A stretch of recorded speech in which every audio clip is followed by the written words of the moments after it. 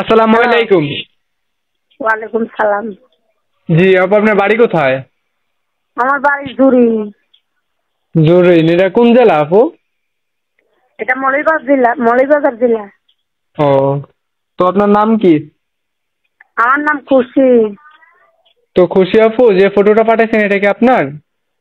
জি, আমার ছবি। মাশাআল্লাহ, দেখতে খুব সুন্দর। বিয়ের সাথে হয়েছিল?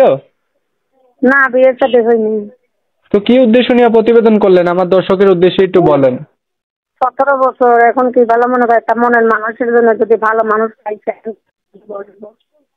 ও, তো মনের মানুষটা যদি একটু বয়স্ক হয়, আগে পরে বিবাহ করে থাকে, তাহলে আপনার কোনো সমস্যা আছে? কালা হোক, ধলা হোক, বুড়া হোক, জোয়ান হোক, এখন কি করবো, কপালে নতুন যদি থাকে এইটাই তো বাচ্চা নিতে হইবে। জি জি জি।